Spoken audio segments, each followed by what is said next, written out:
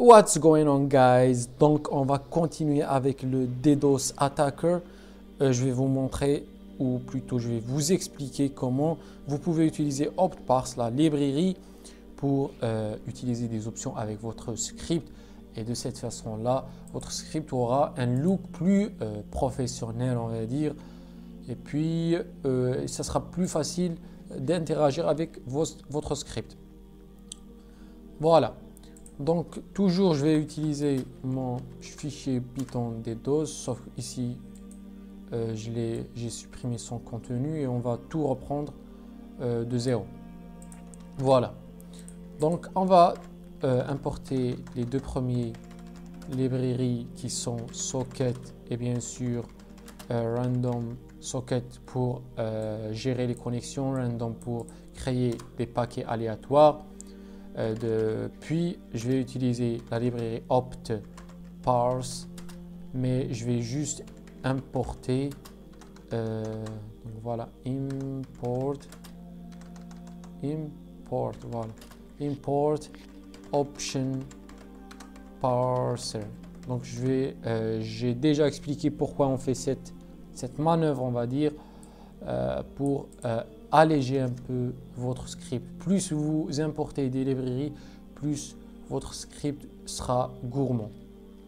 Donc on va juste utiliser option parser pour pouvoir utiliser des options avec notre script. Puis première chose, je vais créer une variable qui s'appelle option parser.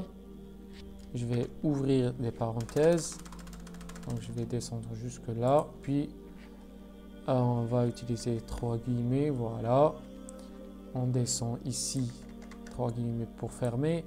Et là, on va mettre notre bannière et quelques autres informations. Par exemple, on va dire ici, donc on verra tout de suite comment faire une bannière, mais il faut juste faire par exemple comme ça, options. Puis je vais descendre là. Donc ça, ce texte va être imprimé avec le script. Donc on va dire T pour target. Donc le T, l'argument -T pour target IP, adresse IP de la cible. Puis -P pour port, le port qu'on veut attaquer. Puis je vais ici mettre un exemple pour l'utilisateur qui ne sait pas comment utiliser mon script. Donc je vais faire Python DDoS, donc le nom c'est DDoS.py, puis -t adresse IP par exemple, celle-là, puis -p le port 80 HTTP. Voilà. Donc ici, je vais mettre une bannière. Donc vous allez sur ce site web Pator.gk, je vous mettrai le lien dans la description. Ici, vous mettez ce que vous voulez entrer comme bannière, par exemple DDoS Attacker, par exemple.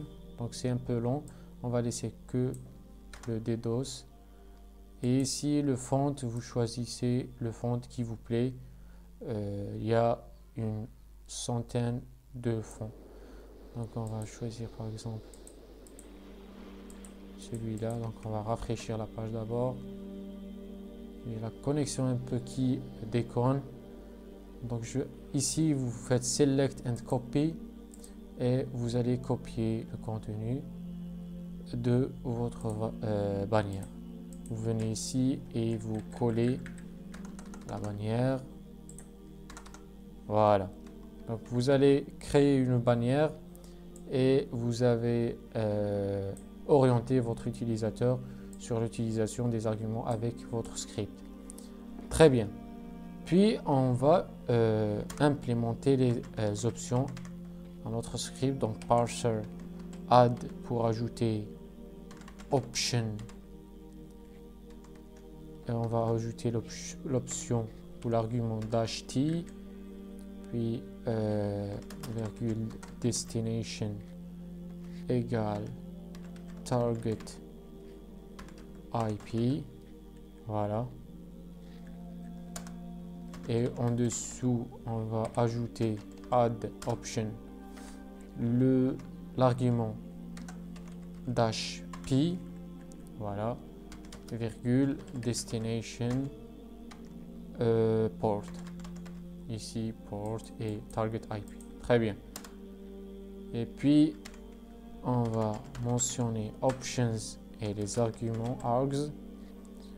Donc si vous voulez plus d'informations, vous pouvez bien sûr consulter la documentation de la librairie OptParse sur le site officiel de la documentation de Python. Il suffit d'écrire OptParse documentation sur Google et vous aurez toute la documentation et toutes les fonctionnalités que vous pouvez utiliser.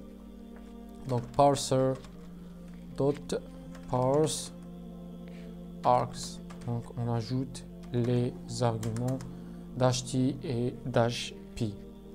Puis je vais créer un bloc try except. Donc try, puis je vais créer ma variable target IP. Dedans je vais mettre l'option target IP, bien sûr que l'utilisateur a entré.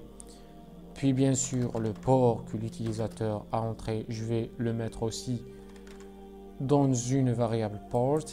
Donc le port c'est un integer, c'est un nombre. Donc option.port.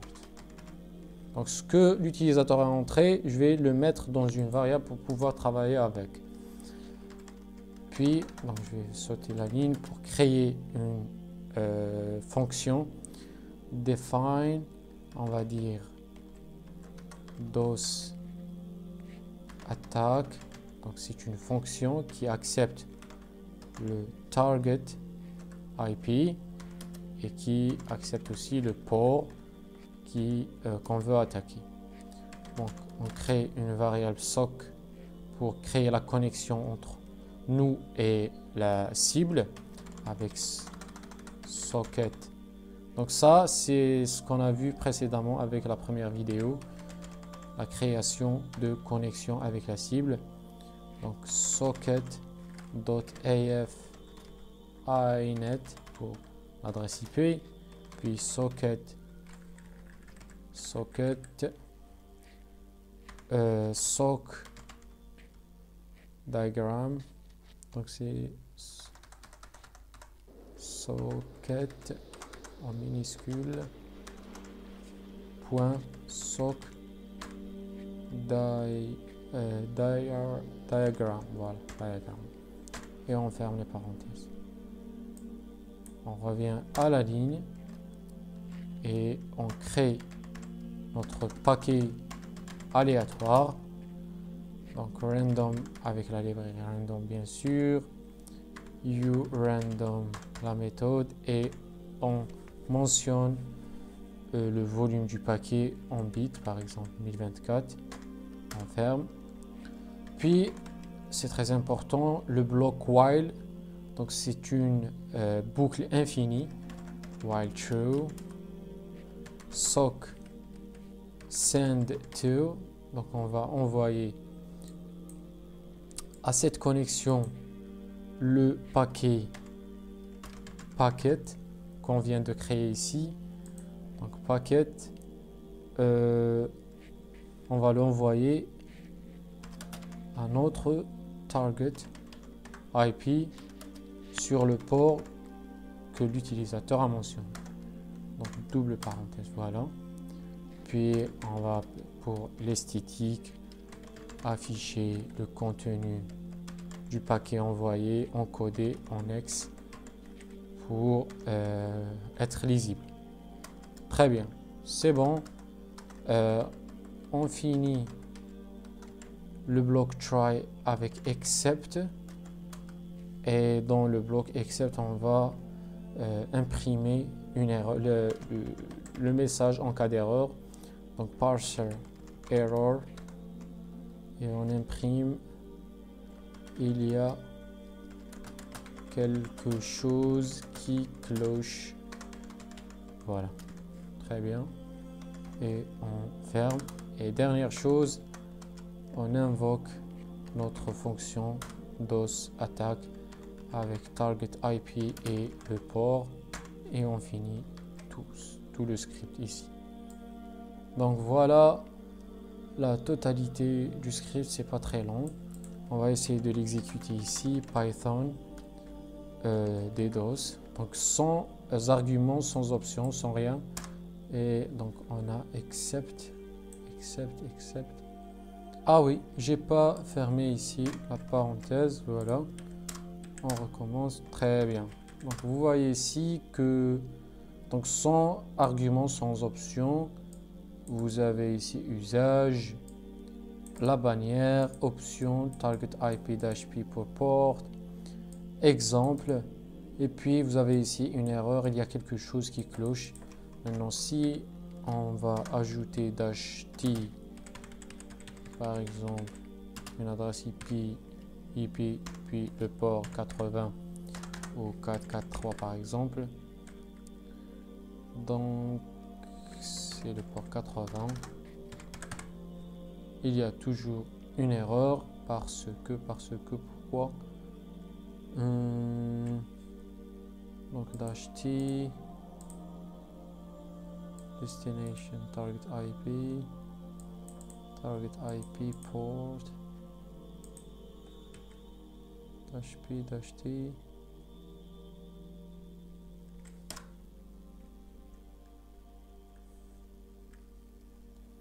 Il y a quelque chose qui cloche. On va chercher ce qui cloche. Donc -t. Ici on va ajouter help.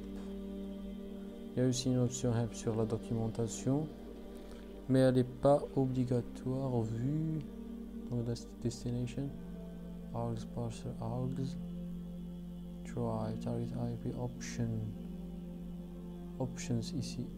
Donc on va supprimer ça. Ici c'est options, très bien. Et ici c'est options port. C'est pas option, c'est en pluriel. On recommence. Donc vous avez object has no attribute you random. Donc voilà, on a oublié l'underscore. Et on y va avec notre script fonctionnel. Donc bien sûr, avec tout genre de script, vous allez rencontrer des problèmes. Soit vous réessayez, vous cherchez, comme ici on a oublié de clôturer les parenthèses, on a ici oublié le S, mais il suffit juste de chercher sur Google et vous allez trouver la réponse. Et c'est ça la programmation, il faut persévérer. Donc comme vous voyez, sans option, on a la bannière et le help. On ajoute l'adresse IP.